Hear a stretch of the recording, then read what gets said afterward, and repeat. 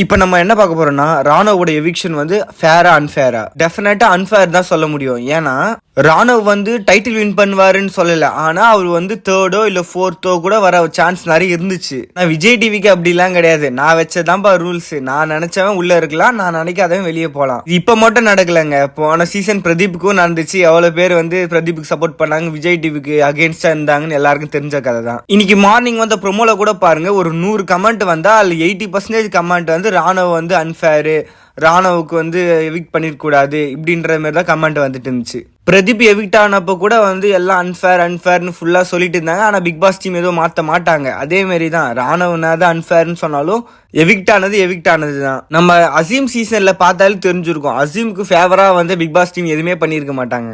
விக்ரம்க்கு support பண்ற மாதிரி தான் விஜய் டிவியும் நடந்துக்கும், அதே மாதிரி ஓஸ்டும் அப்படிதான் நடந்துப்பாரு. ஒரு சீசன்ல ஏதாவது இந்த மாதிரி ஒன்று நடந்துரும். மக்கள் பண்றதா ஓட்டுன்றாங்க, ஆனா இவங்க டிசைட் பண்ற ஆளுங்க தானே உள்ள இருக்காங்க. அது எப்படின்னு தெரியல. இந்த சீசன் ஸ்டார்டிங்ல இருந்து நிறைய பேர் வெளியே போயிருக்காங்க. இது வரைக்கும் 2 டைம் தான் இந்த மாதிரி நடந்திருக்கு. ஃபர்ஸ்ட் சாச்சனாவை வந்து வெளியே அனுப்பும் போது, ஃபர்ஸ்ட் வீக்ல அனுப்பும் போது எல்லாருமே அன்ஃபேர்னு சொன்னாங்க.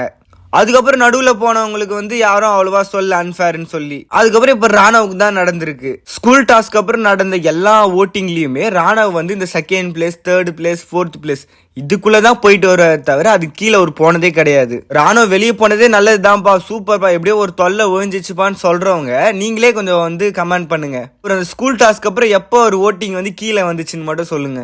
அதே மாதிரி இப்பெல்லாம் என்ன ஆச்சுன்னா, நம்மளுக்கு தோன்றத பேசினாலே பிஆர் டீமான்னு கேட்கறாங்க. ஃபர்ஸ்ட் முத்துக்கு பிஆர் டீமான்னு கேட்டாங்க, நெக்ஸ்ட் சௌந்தர்யாக்கு பிஆர் டீமான்னு கேட்டாங்க, அப்புறம் ராணுவுக்கு பிஆர் டீமான்னு கேட்டாங்க. நம்ம ஒரு எபிசோட் பாக்குறோம், நம்மளுக்கு என்ன தோணுதோ அதை வந்து பேசுறோம், அவ்வளவுதான். இல்ல பிஆர் டீமும் ஒன்றும் கிடையாது, ஒரு மண்ணும் கிடையாது.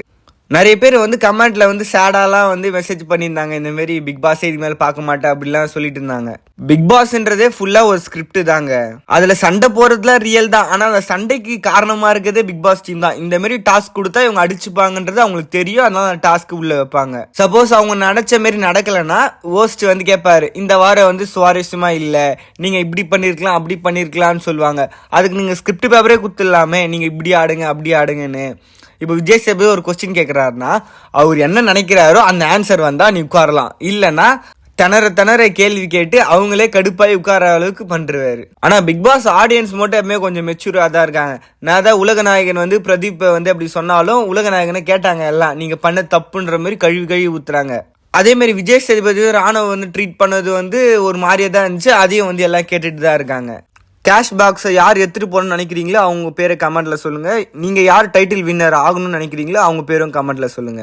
ஓட்டிங்கோட லிஸ்ட் எல்லாம் வச்சு பார்க்கும்போது முத்து தான் வருவாருன்றது வந்து 90% கன்ஃபார்ம் ஆயிடுச்சு. இன்னும் 10% இந்த 2 வாரத்தில் தெரிஞ்சிடும். இது வரைக்கும் பார்த்ததுல முத்துவோட ஓட்டிங் தான் அதிகமா இருந்திருக்கு.